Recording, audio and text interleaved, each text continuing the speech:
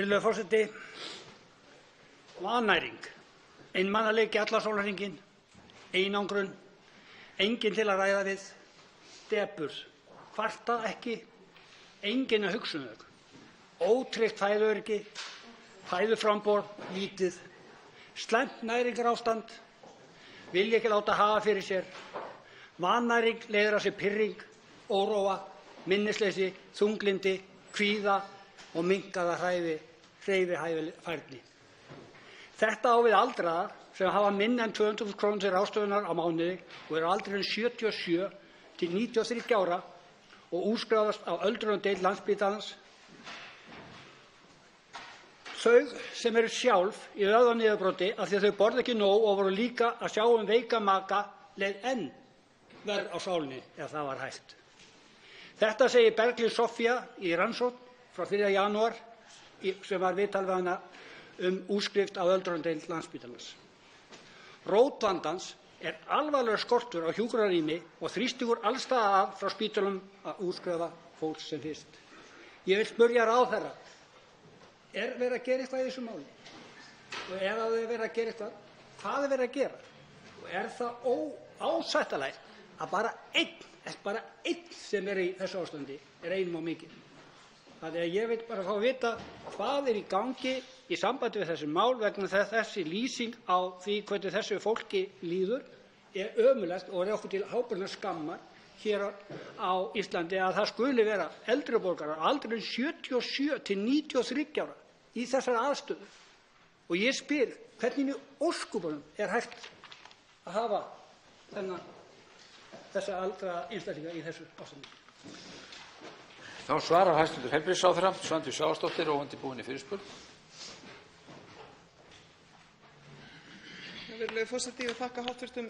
þingmanni spurninguna og vil segja það kannski í fyrsta lagi að eftir að hafa nú gegnt embætti heilbrigðisráðherra í ríflega 14 mánuði að þá hef ég dregið út úr nokkur mál sem að mér finnst vera ítrekað að koma fram að sé ekki nægilega skýrt fyrir komið í íslenskri heilbrigðisþjónustu.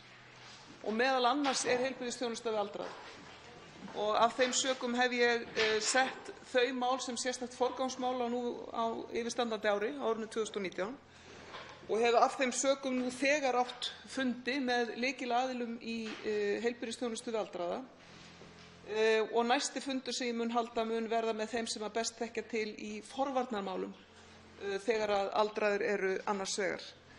Hv. þingmaður fer hér víða í sinni fyrirspurn og ræðir vannæringarmál sem að snúast að hluta forvarnarmál og í raun og veru heilsuvernd aldraðra sem við þurfum að leggja miklu meiri áherslu á.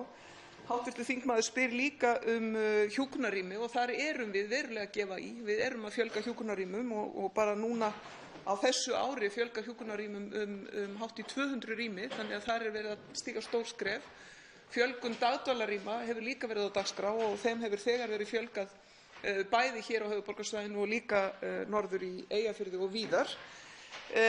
Og af því að hv. þingmaður beinir sjónum sínum sérstaklega að efnaminna fólki sem er aldrað, að þá vil ég geta þess að til viðbótar þá hefur verið tekið svo ákvörðun núna frá síðustu áramótum að komugjald í heilsugæsluna hefur verið fellt niður, þannig að það á ekki að vera hindrun fyrir neina manneskju að hafa ekki efni á því að hitta heilbrigðisstarfsfólk með þeirri ákvörðun. Þannig að já, virðulegur forseti, það er verið að gera fjölmargt í þessum málaflokki. Þá tekur til máls öðru sinni hv. 12. þingmaður Suðvesturkjördæmis, Guðmundur Ingi Kristinsson. Virðulegur forseti, ég þakka heilbrigðisráðherra svörin og hún kom inn á hjúkrunarheimili.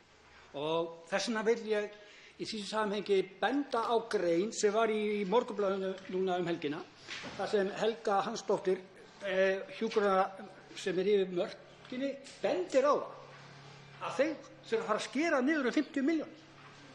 Og hún telur einmitt upp hvar ætlið þið að skera niður. Hvar eiga þið að skera niður? Þau eru búin að vera að skera niður undanfarin ár og á að fara að skera niður lyf, á að fara að skera niður mat. Hvar á að skera niður? Spurningin er þá, erum við að fá fleiri hjúkrunarheimili en ekki fjármagn til að reka þetta? Og þá er lítið gagn af því. og er að þau eru að segja það núna, hjúkrunarheimili, að þau þurfa að fara að skera niður, að velja eitthvað, mat eða lyf, eitthvað annað til að þau séu búin að skera allt annað niður. Hvað er í gangi þar? Er verið að auka fjármagn eða á að gera þessa kröfu að þau skeri niður áfram? Svarar hæstv. Heilbrigðisráðherra Svandís Svavarsdóttir öðru sinni. Já, virðulegur forseti, hv. þingmaður er að vísa til þess að ekki hafa enn náðst samningar rekstur hjúkrunarheimila og það er sannarlega bagalegt að staðan skuli vera sú.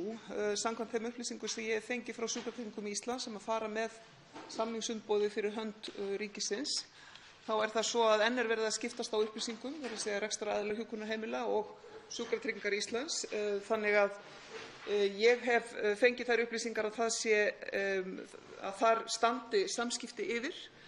Ég hef áhyggjur af þessu rétt eins og hv. þingmaður.